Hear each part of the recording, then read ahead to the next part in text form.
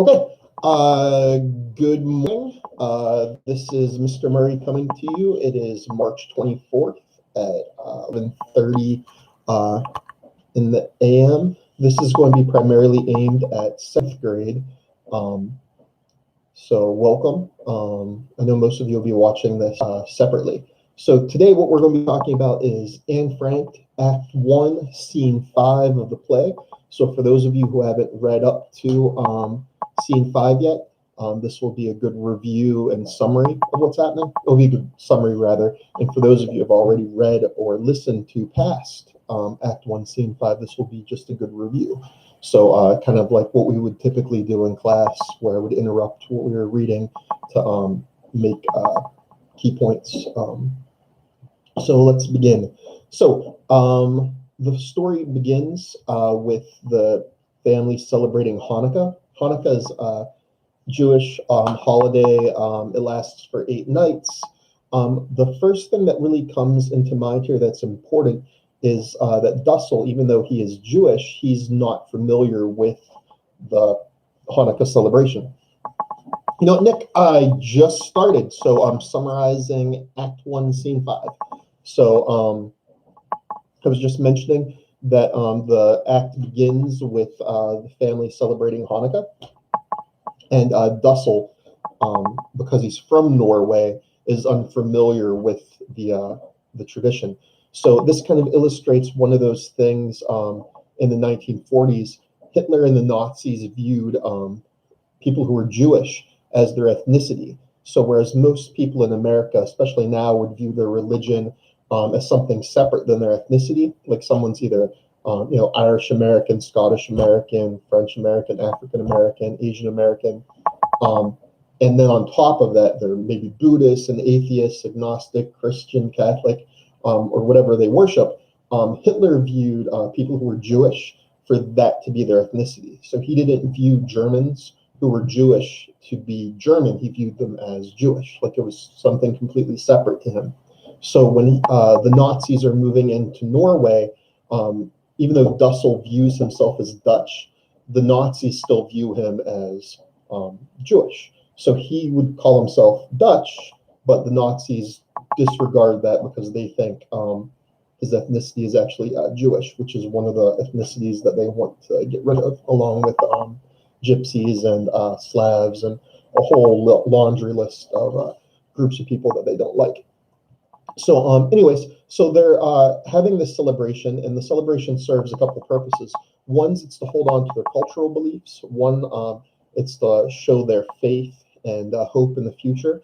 And they do have 3 young people with them. Margot, by this point, I think is probably 17. Anne's still young, she's 13. Eventually the play spans 2 years, but I think at this time she's still 13, maybe 14 by this point. And Peter's 16. So we have like 3 young people with them, so they're trying to maintain hope and faith for the young people, and they're also trying to hold on to their culture and beliefs in a difficult time, which was one of the main benefits of faith in general, is to kind of support people through difficult times. Now, there's a famous quote from Anne Frank from her diary where she writes, "In spite of everything, she believes that people are still really good at heart." So even while she's living in these conditions, being hunted by the Green Police and being stuck in this attic for what ends up being 2 years, having given up her home already now twice, having moved from Germany to Norway and now having given up that home to hide in this attic, she still basically views people as good, which is interesting because, like from what she's encountered in her short life, she's seen a lot of the bad. Good morning. Uh, so another important aspect of this is the mood that this is creating. So like thus far, we've had like a lot of like dreariness. We've had a lot of kind of like sadness, and everything's been very serious for the most part, other than a few little comic scenes where Anne was picking on people or they were calling her a duck. For the most part, it's been a very somber mood. This scene and act particularly begins with more of like a joyful, hopeful mood. So everyone has kind of like forgotten the fact that they're stuck in this attic and they're trying to celebrate, and everyone's happy, everyone's laughing. We find out that Anne has created presents for everybody, or bought a few of them, and the mood really elevates to like probably in the entire play. This is really the only time like you have this like really happy, joyful moment where everybody forgets their miseries for a little bit. This act rather also demonstrates Anne's character. So we talked about round and flat characters before. So just to reiterate that, a round character is someone with multiple aspects to their personality. Like every actual person would count as round in literature because everyone has different aspects of their personality. Sometimes someone can be very friendly and outgoing, and other times shy. Sometimes someone can be cruel, but on the other hand, be very helpful and polite to other people. So in real life, we just have different aspects. Kind of that example I always use with Shrek, where he talks about how ogres are like onions. They have different layers. Humans also have that. But in literature, a lot of the times characters are flat, and a flat character only has one discernible characteristic. Like maybe the bad guy is just, cruel, and that's the only characteristic we know about him. Or supporting character might be funny, but that's really the only characteristic we know about him. So like if I go back to Shrek, Shrek has different layers to his personality. He's grumpy, but he's also loyal. He's funny, so he has different aspects. But then Donkey, on the other hand, is just kind of there, and he's goofy, right? So his only real characteristic is his like goofy, funny nature. So he's kind of flat, whereas Shrek would be round. In the play, Anne's character is becoming much more rounded at this point because up to now she's been kind of moody and playful, but that's really all we've gotten. But now we've also gotten that she understands the other characters and she's very compassionate. So she gives these gifts out to the other people who are stuck in the annex, and it demonstrates that she actually understands each of the other characters' personality types. So she gives Margot a poem and a crossword book, and what she's done is she's taken the crossword books that Margot's already done and erased them, spent an excessive amount of time erasing all of them, and her hope is that Margot will have forgotten what she answered last time, and it'll be like she's doing it all over again. So she gives that to Margot. Miss Van Dam, she gives shampoo, and that shows that she knows that Miss Van Dam's very vain, and she's upset that she hasn't been able to, use makeup and shampoo and have herself as dressed up as she would like to be and what she's used to. So what Anne has done is like kept the last bits of soap from different containers and mixed those up with some perfume, and then she's given that to Miss Van Dam. So it demonstrates that she understands Miss Van Dam's vanity. Mr. Van Dam, who's always complaining about not having cigarettes, she's found different odds and ends of tobacco, and she's fashioned a cigarette that actually works. And then for Mrs. Frank, she's given her an IOU for behavior. Now, we know that Anne and Mrs. Frank haven't been getting along very well, and they argue a lot. So what Anne's done is given her an IOU that says, I'll just do whatever you tell me to do for 30 minutes. So it shows that Anne realizes she gets under her mother's nerves, and kind of as a way to police herself, the next time that happens, the mom could say, I have this IOU, and she'd be like, oh yeah, I need to behave in this situation. She gives Dussel earplugs, and that's because she knows she gets on Dussel's nerves. She keeps him up at night, talking and kind of goofing off and while he's trying to sleep, and shows like some compassion, and she understands she can be annoying, so she gives him something to make that a little bit less obvious. Peter, she bought a razor for since he's 16 and he's getting older. She managed to get a secondhand razor from Meep, and she gives him that. She also gives a little toy to the cat, Mushi, or Maushi, or however you pronounce that's its name. And then lastly, she gives her dad a scarf.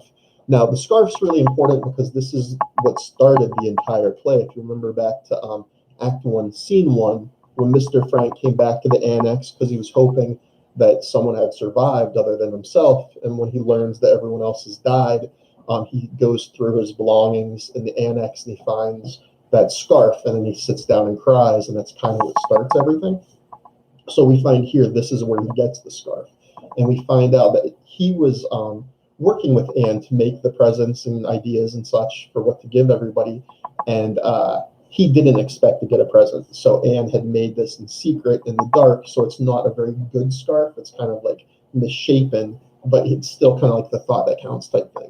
So we find that like not only does Anne like have this giving side to her personality and kind of regrets how she annoys others, she also demonstrates that she understands everybody else as well. Another important aspect, yeah, I think at the moment you're the only one on here. Yeah, and we are going to finish this. The idea is, and to people who are watching this, I'm just answering a question. The materials are actually on the Google Classroom site, and I'll type in the password for that. Give me one sec. And you can read, listen to, or watch the play version. So I found a version of a high school that put this on. It's actually pretty well done. And if you go to Google Classrooms, you can either watch the play, listen to it on a YouTube audiobook, or you can just watch it or read it, your choice. The quizzes are actually on Google Classrooms too. So I had said this this morning on the 8th grade stream. I'm not sure what you mean by the new one. It's a Google Classroom, so it should be the same one. There should be the material from the previous week and this week on there. I need to upload Act 2 content still. I think I did the vocab so far, but like make little quizzes for Act 2. I figured I would do that probably Thursday, since that's when we'll start going over it. Yeah, just go in there in your convenience. And the way that we're grading things, I'm entering scores for the Google Classroom content and the packet content. But if you only do one or the other, then I'll double the score of the one that you do complete. So if you don't have access to, say, Google Classroom, so you only do the packet, I'll double the value of the packet, and then I just won't count the Google Classroom stuff. If you only do the Google Classroom stuff and you, for whatever reason, can't do the packet, I'll double the value of the Google Classroom activities, so it will still even out. Or if you just do both, then I'll just grade both, and, you know, kind of your choice. I know some people have been saying they're feeling overwhelmed with the workload, so I don't want you to feel overwhelmed. So kind of just whichever one. If you do the Google Classroom, it continues off of school.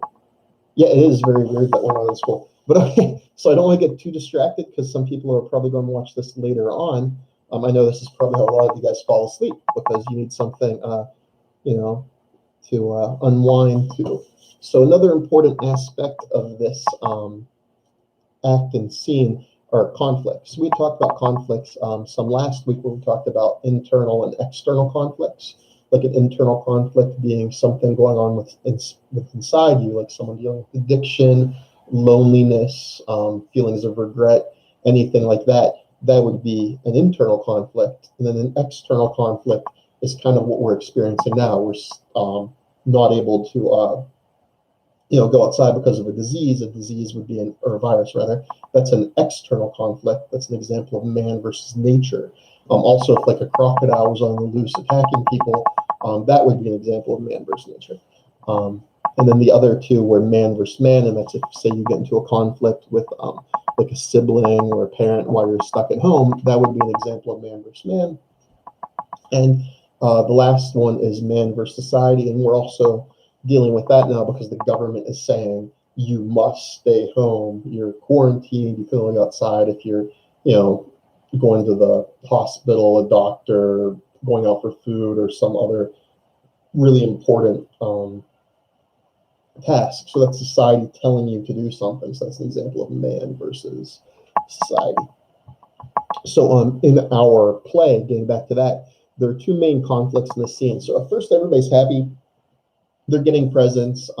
Everyone's very cheerful. Dussel's learning about Hanukkah. Everyone's like kind of teaching them, and it's just really a friendly atmosphere. As this is going on, Dussel starts sneezing, and that's because Peter's been spending time with the cat, Mushi, and the fur is kind of like all over the scarf that he's wearing, and that causes Dussel to sneeze. So that's an example of man versus nature, the cat versus Dussel. Now, Dussel gets mad, and Mr. Van Dam kind of jumps into that, Van Damme starts complaining that the cat's eating too much food, which is really ironic because we know previously from scene 4, Act 1, that Van Damme's actually been stealing food. So he's blaming the cat for why they don't have enough food to go around, but we know he, in fact, is eating excess food already. So this argument demonstrates a lot between Peter and Mr. Van Damme. Like, that father-son relationship is basically not there at all. So Van Damme threatens to take the cat out. Peter says he'll go too. Van Damme doesn't care. He's like, fine, you can just go. Peter doesn't appear to respect his father. His father doesn't appear to take into consideration his son's concerns. And the mother actually has to step in. And up to this point, Mrs. Van Damme hasn't really been like a positive role model. She's kind of been very vain. She was flirting with Mr. Frank. But here, when Van Damme threatens Peter with, you can go too, she jumps in and she switches the subject and gets everyone to sing. So Mrs. Van Damme actually shows some positive qualities here, kind of rounding her character out, which is kind of interesting. And remember, the diaries from the perspective of Anne. So Anne has previously mentioned how she didn't like Mrs. Van Damme specifically because she thought she was frivolous. She didn't like that she made fun of her and Peter when they spent times together. And she really didn't like that Miss Van Damme would flirt with her father. And she just thought that was very unadult-like. But here we do see that Anne recognizes the fact that Van Damme does stick up for her son when it's like, a desperate moment. The other conflict that occurs after Mrs. Van Damme's able to get everyone back to singing, they sing a song, and this ends with everyone supposed to turn the candles off. Peter falls from a chair, knocks down some iron shade to the ground, and immediately after that, everyone hears running below them. Now, this takes place at night, again, when the factory would normally be closed. That's when the families are allowed to move around without fear. But they all of a sudden hear they hear footsteps running below. So they're concerned that might be the Gestapo, which would be like the Nazis, or the Green Police, which are the Dutch police that work with the Nazis. So they're kind of just all panicking. Miss Van Damme's panicking, Anne's panicking, Mr. Van Damme's panicking. The only two characters who don't panic at all are Mr. Frank and then Peter, to a less extent. Mr. Frank tells everyone to calm down. It couldn't possibly be the police because they would have just stormed up. So he goes down and tries to investigate what's happening. Peter tries to go with him, but his father kind of scolds him and tells him that this is all his fault anyways. And Peter grabs a chair and threatens to hit his dad with the chair. And it demonstrates, again, this like lack of respect. Peter doesn't really respect his father. His father really doesn't respect him, and he treats him very cruelly and takes things out on him. So Mr. Frank investigates, demonstrating some bravery, and it also demonstrates that Mr. Van Damme, because he doesn't go, doesn't have that bravery, right? So Mr. Van Damme's kind of like cowardly and hiding upstairs, while Mr. Frank risks himself to go downstairs. Also, Mr. Van Damme uses a situation to kind of bully his son and blame him for what's happened. This conflict ends with Mr. Frank coming back up and explaining it was a thief. So the thief had run away with a radio, and there was a cash box that he had stolen. So the thief must have been in the factory kind of stealing things. When he heard the loud noise upstairs, he ran away. So at first, Mr. Frank thinks this makes everything okay. Mrs. Van Damme points out that the thief's not going to go to the police because what's he going to say? I was robbing this place and I heard people upstairs. He'll get in trouble. So Mrs. Van Damme thinks they're going to be just fine. Dussel's the one who's kind of thinking ahead here, and he says, you know what? If that thief ever gets caught, then he'll be able to use this as a bargaining chip. So he'll be captured for stealing, probably not of this particular event, but the thief's probably going to keep stealing things. So if he gets captured, he's going to offer to the police, hey, I know where there are some people hiding. If you let me go or give me a better deal, then I'll tell you where they are. And this, we find out at the end of the play and through history, that's exactly what happened. But later on, I think a year later, the thief does get arrested, and it comes at a really bad time. And, he ends up selling out the family, and they get arrested. But so in this event, excuse me, Dussel's kind of prescient, and he realizes like exactly what's going to happen, which is unfortunate. And it's another way the play sets up dramatic irony. We know what's going to happen before the characters do, but here Dussel is almost kind of like joining us, and he has that same realization. The Van Dams mentioned that they should probably move, go somewhere else, but everyone kind of realizes they have nowhere else to go. There are a lot of people in hiding. Meep and Mr. Crawler were originally supposed to find Dussel another place to go, if you remember Act 1, Scene 3, and they can't find a place for just Dussel to go. So the odds that they're going to be able to find a safe place for everybody in the annex to go to is really slim. So they kind of realize they have nowhere to go. So this act and scene ends with them going back to their religion. They sing a prayer about hope, and it kind of demonstrates that they, even though they are in a hopeless situation, they realize they can't go anywhere. They realize now they're kind of at the mercy of this thief. If he ever tells on them, they're going to be captured. This is also going to like hurt Meep. This is also going to hurt Mr. Crawler and the other people who are kind of helping them up their dirt, and so on. So that play begins with this joyful mood, but then it ends in this very like somber or like danger-filled mood. Another really important aspect of this scene is Mr. Frank's line. Mr. Frank has a famous quote in the play. It's often like put on quizzes by teachers, and it's there are no locks that anyone can put on your mind. I think the entire line is there are no walls, no bolts, no locks that anyone can put on your mind. So that's just like one of those things that you could think about. Now on the Google Classrooms, I put a poem called Invictus. It's a clip from the movie Invictus, which is about South Africa, apartheid. Nelson Mandela had been in prison for something like 20-some years, and this was a poem he had read that was written in the 1800s by an Englishman. The Englishman he had cancer, I think, in his leg, and his leg had to be amputated. So before he had his leg amputated, he wrote this poem called Invictus. So I'm going to play it for you. I know you can't see it, but you can hear it. So I'm going to just let you listen to like 30 seconds of this poem, and then we're going to compare this poem to Mr. Frank's quote. Night that covers me, black as the bed from pole to pole. I thank whatever gods may be, or my uncomfortable soul. In the dull clutch of circumstance, I have not winced nor cried aloud. Under the bludgeonings of fate, I hear this bloody, but unbowed. Beyond this place of wrath and tears, looms but the horror of the shade.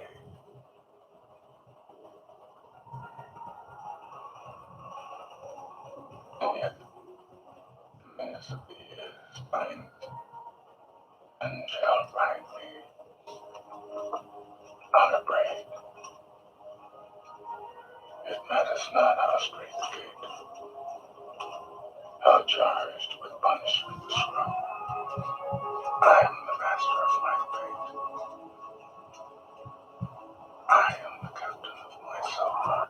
Okay, so hopefully you can still hear that. I need to get better with YouTube so I can actually like show you my screen from time to time. But if we had had class in person today, that would have been the way I started class, by showing you that particular clip. So if you couldn't hear it, or if you're coming late and you want to see it, it's on YouTube. Just type in Invictus and it'll come up. It's actually Morgan Freeman reading it, so you guys know that really cool deep voice. But there's a question on Google Classrooms relating to that, and coming back to Mr. Frank's quote about there are no locks that can be placed on your mind. That poem and that quote have a lot in common, right? So the poem's written by someone whose leg's about to be amputated. He's a young man, like in his late 20s, so his life's going to change for the worse, right? Pretty drastically. He's going to lose his leg. He's worried about losing freedom and his ability to move around. So he writes this poem where he's talking about how he's the master of his fate, even though he has no control over his leg being amputated. He can't will it to be better, but he can still will his mind not to give up. And that relates to Mandela in the video clip, because Mandela was in prison for 20 some years. So as he's in prison for all these years, even though he's like locked in this tiny room, he's forced to do manual labor, he still considers himself to be free in a way, because no one can force him to think a certain way. No one can force him to, like, you know, be miserable. He has that power in his own mind not to be miserable, to still be in that sense, be in control. That's also the point that Mr. Frank is trying to make, right? So Mr. Frank is telling Anne, like, no one can put any locks, no one can put any bolts in your mind. So, like, it sucks that we're up here in this annex trapped, and there are people like hunting for us. This thief might turn us in, but in your mind, you're still free. So if you jump back to the quote I read you earlier that Anne had said, how she still believes that most people are basically good at heart, like, that's kind of that ideal she wants to hold on to. That's like truth she believes, right? And she doesn't want to allow this like awful situation she's in to take that sense of hope, this inspirational line to let her know that she's still in control of how she feels and how she thinks. If there's any Jethro Tull fans, the song "Thick as a Brick" kind of also echoes this. It's a pretty good song. Not wholly school appropriate, so maybe we shouldn't have referenced that. Anyways, so just to recap, conflicts. If you go to the Google Classrooms, there's a quiz on there for Act 1, Scene 4, Act 1, Scene 5, which we just went over, and there's also some vocab on there as well. Act 1, Scene 5, which we just went over, talks about the conflicts, like internal and external. So there's a question asking you to identify an internal conflict. There's a question asking you to identify an external conflict. There's a question about what interrupts the Hanukkah celebration, and we know that's the thief who ran away, and we know that's going to be important later on in the story because of the element of dramatic irony. We already know how this is going to end. Another question on there is, what gift did Anne give Mr. Frank, and then why was that so important? And again, that's the scarf, because that's kind of what starts the whole play. When everyone's already dead, he's the only one left alive along with Meep, and he finds the scarf, sits down and cries, and is ready to give up. So it's kind of like an echo to the earlier part of the play. Probably the last important one on there is really just the whole notion of hypocrisy that we didn't really talk about much, but hypocrisy is when someone tells you to do something, but they not to do something, but they do that thing. So if I said you should be a very responsible driver, you should pay close attention to all traffic laws, but you find out I have multiple like speeding tickets, that would be hypocrisy. Or a lot of you guys know I'm not a very good artist, so if I graded your storyboards and artwork very harshly, but then I personally couldn't do any better than stick figures, that would be very hypocritical of me to like blame people for not being able to draw or color well when I can't do it.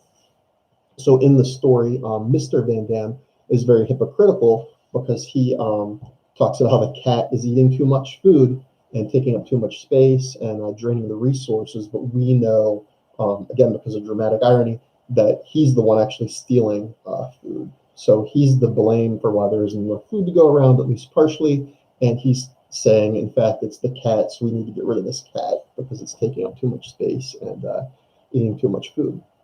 So that ends. Yeah, I know the camera's a little bit blurry. I'll see if I can try to fix that. There you go, a little bit better. Next time on Thursday, we'll go over Act 1 or Act 2, Scene 1. There is a quiz on there over all of Act 1 also. So like that would be stuff that we did in school. I tried to lean heavily with the questions on scenes 4 and 5 just because I figured they would be closer, firmer in your memory because of the other stuff we read over 2 weeks ago by this point. So I only asked a few more general questions from the beginning. So all those are on Google Classroom, so you can go there, take those at your convenience. If you would prefer just to do the packet, again, that's an option. The packet will only cover, I think, like a week or so. So I'm not sure if we're sending additional packets out, or at that point you have to jump to the Google Classrooms and actually take some of that content or information. So we have grades for you. So hopefully the quarantine ends and we can get back to class. But until then, stay safe and talk to you all later. And appreciate all you guys hopping on. And I am going to give bonus points to anyone who shows up while these are streaming. So Nick and Tristan, I see you. I'm not sure who Roadblocks Gaming Studio is. So I'm not sure how to give you, who is Roadblocks, just so I know to give you bonus points for showing up.